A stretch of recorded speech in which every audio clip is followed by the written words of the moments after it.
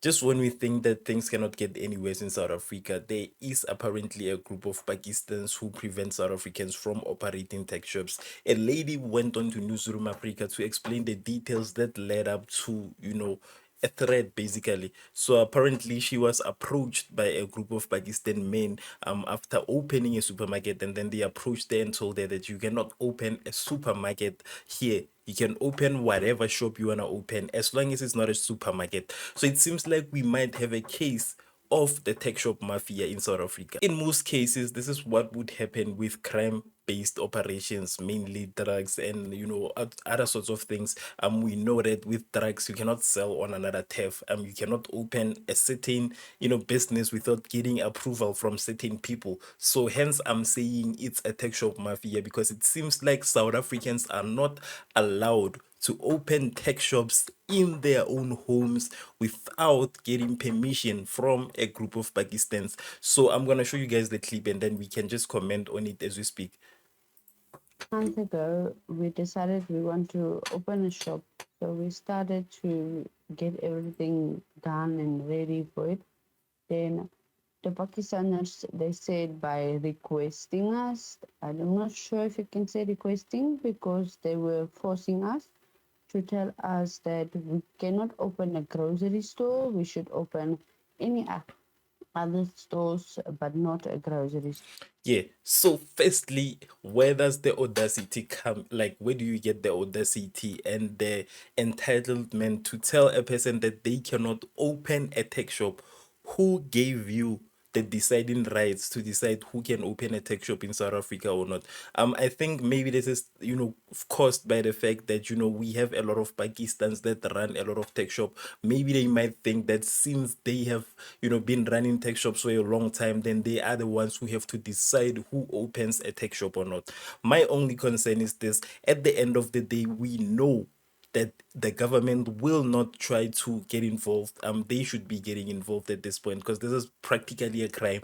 A person's life is in danger. A person is being threatened for opening a tech shop in South Africa. So there is a lot that's happening, and a lot of this is fueled by the fact that we know that a lot of people pay bribes to certain government departments that I won't mention. So they pay bribes so that they can be left alone. Hence, they feel entitled. I feel like it's maybe because they've been paying and doing all those sorts of things. But also, I'd like to point out something that happened. I think it was earlier this year or last year. I'm not sure. But you remember that people were told to register businesses, meaning that a lot of people had to register their tech shops. And what I know is that while that was happening, a lot of South Africans, I'm gonna blame South Africans for causing this, actually, because while that happened, a lot of South Africans registered tech shops so that they can give the tech shops to Pakistans and whatever. And one other thing that's causing all of this is the fact that we don't really support black owned tech shops like we do with Pakistan's tech shops. Hence, they feel entitled. Because if a black person was to create a tech shop, open a tech shop, a lot of you wouldn't even think about buying anything there, because you would make excuses like, things there are too expensive, things there are so and so. And rightfully so, because at this point, we know that the cost of living is too high and everything is expensive. So we are so used to, buying from Pakistan shops to a point that anything that does not compete with their prices, we feel like it's expensive and we feel like it doesn't deserve our support. And that's caused by the fact that, our fellow South Africans actually go to real shops and buy these things so that they can resell them to us, while the other party has factories, while the other party has evidently been shown on social media creating their own goods and all of that. And the fact that we still feel like those are the people we need to support. I feel like the problem is not with the Pakistans as much as they, create fake goods and whatever. We are the ones that are enabling them to feel this entitled. We are the ones that are enabling them to feel like they have all the power. So let me just continue quickly. So, so we were telling them they cannot tell us, me as South African, that we cannot open a shop here in Bafdin, Pattenville. We can open any other shop wherever we want and what other shop we want to open. So then they start having for 3 weeks terrorizing us, telling us And mind you, this is happening in a South African community. People are being terrorized for just opening a tech shop. I feel like we have a case of a real tech shop mafia here. to show us what will they will do by threatening us. They will beat my husband and all of that. So we said it was enough. We decided we're gonna take up to the police station. We went to the try to open a case. So they said we must go the following day to the court to get a Here is my problem with the police in this cases. The reason I like to think that a lot of people are receiving payouts somehow from these people who commit these crimes is that a person is being threatened, you understand, a person is being threatened, and then that person comes to you as the police to kind of tell you that I'm experiencing so and so. And instead of the police getting involved actively, instead of the police trying to get to the bottom of it, they tell them you can go tomorrow, come back tomorrow. And my concern with this is that what if it actually escalates to a point that they end up killing a person. So I feel like this is where my problem comes in when it comes to the police. They are quick to act if you are somebody that has power. They are quick to act if you are somebody that has influence. If a person who's famous accuses you of something, they will arrest you without even investigating. But when it comes to ordinary South Africans who are in danger, I feel like the police are basically not doing enough, to protect them. They are not even doing enough to inquire and find out what the issue is and, how severe it is. So that's like my biggest problem with the South African police. I feel like they're just not taking ordinary South Africans serious. So imagine if this had escalated. Who was gonna be to blame? Because this lady went to the police and explained to them that we have been terrorized for so and so time. So the police, rather than trying to act right and they, arresting or just doing inquiries, they don't do that. They say, come tomorrow so that the two of you can go to court. So what if something could have happened, that night? That's my question. harassment form. Um, so we said it's fine. As we came out from the police station, there were already like more than 12, 13 Pakistani people outside the police That's station. exactly my point. They followed us like a block or two away from the police station, forced us to stop. Uh, And mind you, this is happening, immediately after they leave the police station. So it means we have people who are not even afraid to threaten people who just left a police station. I think maybe it's because they know that the South African police won't do anything. So I think maybe that might be the reason. my husband got out from the car. My husband started to run. They shoot a firearm on him. He speak So that exactly what I was asking about.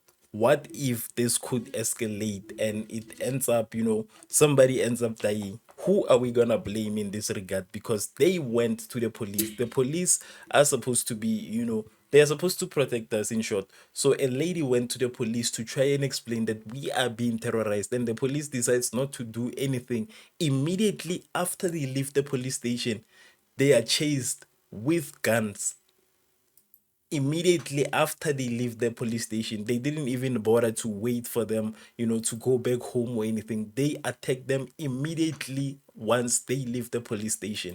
speaking their language, so I'm not sure, but it's about the shop. They don't want us to open the grocery shop. They said no, we can open any other shop, and because we went to the police station, they feel they must do something about it to stop us from going there because some of them is not even legally in South Africa. Yes, so I feel like this is where the bigger problem is. The bigger problems comes when people come to South Africa illegally, and then I don't know how the South African constitute is, and what benefits it gives to people who are in the country illegally. So a person, I don't think this can happen anywhere in the world, not even in Zimbabwe, not even in Pakistan. I don't think you can go to Pakistan and start terrorizing the locals and then live to tell the tale. I don't think that's possible. So South Africa, I feel like it's kind of too lenient and it's allowing all of this to happen. The South African government is, involuntarily allowing this to happen. So they don't realize that, they are pushing this people to feel entitled, especially if a person is illegally in the country. I feel like you don't have any entitlement and you don't have any rights because you are basically a criminal, so you are an immigration criminal. So the point that even some of them are illegal, but they feel entitled to a point that they can harass and point guns at a South African in their own country. I feel like this is something that has been allowed by the government, even though they didn't see that they were creating a problem.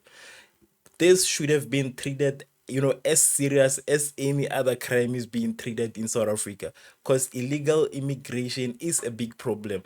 But while still talking about illegal immigration, the reason I'm saying South Africa is allowing this to happen is that there's apparently also a what do they call it, a home affairs office that has been assisting, illegal immigrants with getting papers and whatever. So apparently that office was discovered in Durban. So let me just show you the news report quickly.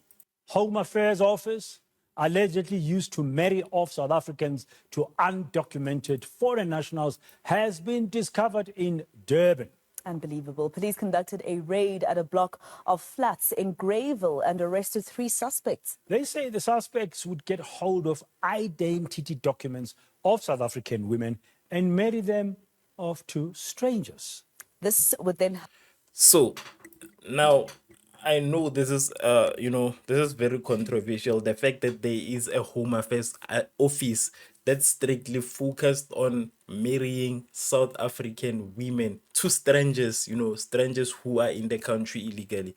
Now the bigger question that I've asked myself while watching this was, how did they get hold of South African women's IDs? And it raised concerns when I remember that, the biggest problem in South Africa also is unemployment, and a lot of people use this online portals, online websites. They send their documents via emails, they send their documents via websites, they upload them on websites because they are hoping to find work. And in a lot of cases, when you are asked to upload your ID copy, usually you are asked to upload a certified ID copy.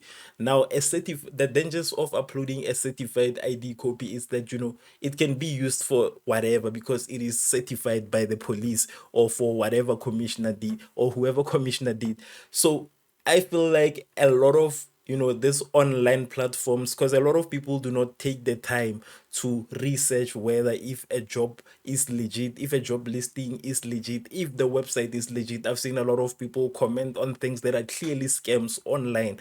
So I feel like you uploading your documents to this fraudulent website, it's kind of like maybe one of the reasons why these people are able to get your certified IDs and then marry you off to strangers. So it's very important that you verify the website that you upload your content on. It's very important that you check the integrity of the website before you send your documents. So I feel like this comes from that, the fact that they have access to a lot of South African women's IDs and then they are marrying them off. It means that they have a system of getting those IDs. So my guess would be that they are using online job application scams to get your documents so that they can marry you off to these people who are in the country illegally. So the problem there is that you have to check whether if you are still married or not, because you might be married. If you've seen yourself applying for a job on a site that looks fishy somehow, it's important that you check if you are not married at Home Affairs, because you might be married to somebody without even knowing it. So this is basically the issue in South Africa. People are being married off without their knowledge, and there is apparently a Home Affairs office that's specifically dedicated to marrying South African women off to strangers. And it means that South African women who are married off to these strangers are not even aware of that. So this is South Africa for you. It's a lot going on recently based on immigration. So let me know what are your thoughts in the comment section. Till next time, peace.